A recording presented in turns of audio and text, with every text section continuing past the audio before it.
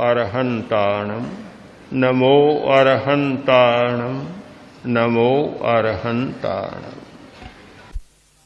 ज्योति की साधना करने वाले साधक का एक साधक ने कहा, मैंने सुना है शरीर अनित्य है, अशुचि है और अशुचि से पैदा होता। एक बार नहीं, अनेक बार सुना। साधना के लिए आया,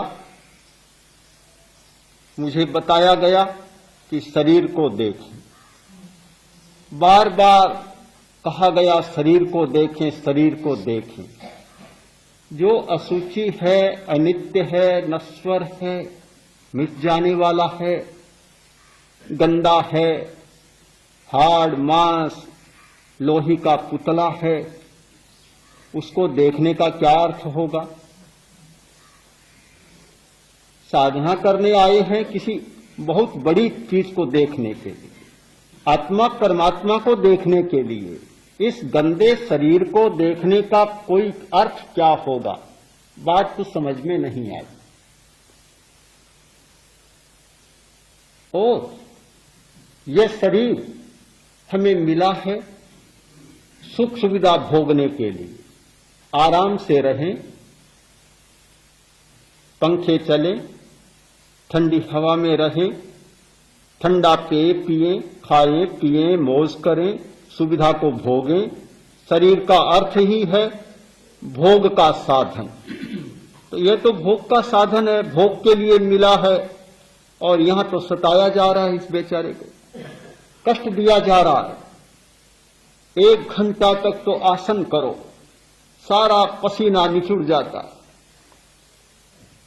हड्डियां दुखने लग जाती है। न जाने कितने लोग शिकायत करते हैं कि सारा शरीर दुखने लग गया, दर्द हो रहा है, टूट रहा है। तो क्या शरीर को सताना ही है? इस बेचारे गरीब को सताने का अर्थ क्या? कोई मतलब तो नहीं लगता।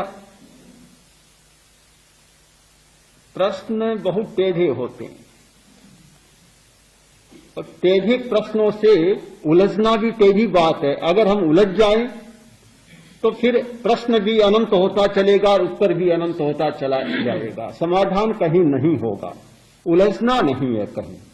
हम स्वीकार कर लें, अच्छी बात है, शरीर गंदा, अशुचि है, अपवित्र है, अनित्य है, नष्ट होने वाला है, इस बात को स्वीकार करता। और शरीर को सताया जा रहा है, इस बात को भी एक अर्थ में स्वीकार कर लेता। स्थूल बुद्धि से कही हुई बात को स्थूल बुद्धि से कभी स्वीकार कर लेना चाहिए। कहने वाला भी अपनी स्थूल बुद्धि से कहता है, तो उत्तरदाता को भी अपनी स्थूल बुद्धि का कभी कभी उपयोग कर लेना चाहिए। सामने वाला भड़के नहीं।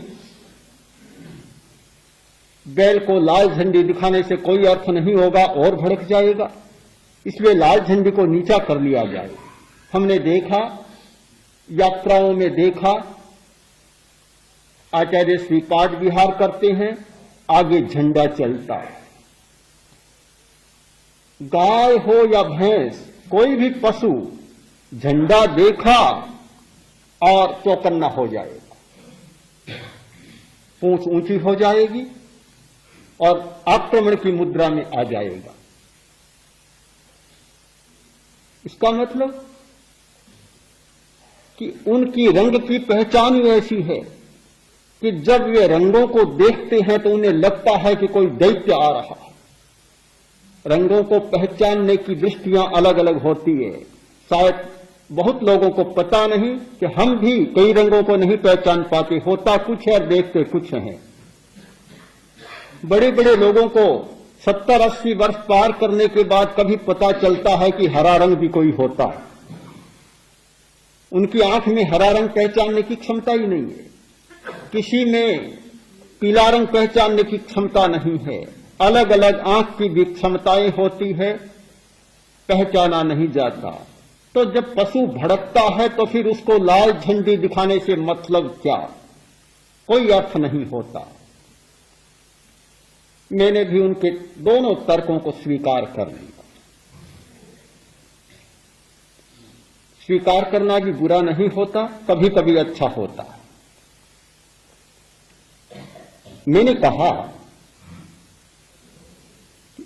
शरीर अशुचि है, ये बात तुमने सुनी और सुनाने वालों ने सुनाई, दोनों सही है। सुनाने वाला भी गलत नहीं और सुनने वाला भी गलत नहीं, मानने वाला भी गलत नहीं, बिल्कुल गलत नहीं। हम जानते हैं साफ कि हर आदमी जन्म लेता मर जाता, अनित्य है। हम जानते हैं इस बात को, इस शरीर में से इतनी गंदगी निकलती है, अगर साफ न की जाए तो कोई पास में बैठ ही नहीं सके। पसीने में गंद बू आती है, शरीर के मलों में, हर मल में बदबू आती है, आदमी पास में बैठ नहीं सकता, बड़ा अपवित्र है। यह तो अच्छा है कि हमारी देखने की, सुनने की, सूंघने की एक सीमित शक्ति है, एक निश्चित आवृत्ति पर ही हमारी इंद्रियां काम करती है। अगर ये इंद्रियां असीम काम करने लगे तो आदमी अपने शरीर के पास भी नहीं रह सकता, दूसरे के पास तो नहीं रह सकता, अपने शरीर के पास भी नहीं रह सकता। प्रकृति की कोई ऐसी व्यवस्था है कि मनुष्य को ज्ञान तो बहुत विशाल होता है, किंतु इंद्रियां उस ज्ञान में से थोड़े से ज्ञान को स्वीकार करती हैं। अगर सारे शब्दों को सुनने कान लग जाए, जितना कान के पास आता है सबको सुनने लग जाए, आदमी एक दिन में पागल बन जाए। अगर सारी वस्तुओं को आंखें देखने लग जाए, आदमी कभी सो नहीं सकेगा, बिल्कुल पगला जाएगा। अगर नाक सब कुछ सूंघने लग जाए, गंध लेने लग जाए, तो जी मचलाता ही रहेगा, फिर कभी जी सो रहा है यह शब्द निकलेगा ही नहीं। बमन होती रहेगी, गंध आती रहेगी। हर इंद्रिय की सीमा कर दी कि निश्चित आवृत्ति पर, एक निश्चित फ्रीक्वेंसी पर ही इंद्रियां काम करेगी, बाकी नहीं करेगी। बहुत बड़ा आराम हो गया, बड़ी सुविधा हो गई। हमारे खुद के शरीर में इतनी बड़ी बदबू है, आदमी सहन नहीं कर सकता, पर यह इंद्रिय की विशेषता है कि उसे स्वीकार नहीं करता, इसलिए सारा काम ठीक चल रहा जीवन का। एक बार वैज्ञानिकों ने एक मकान बनाया जो साउंड प्रूफ, बाहर की कोई आवाज नहीं आती। मकान बना लिया, अब भीतर बैठे प्रयोग के लिए कुछ आदमी बैठे तो खट खट मशीनें चलने लगी।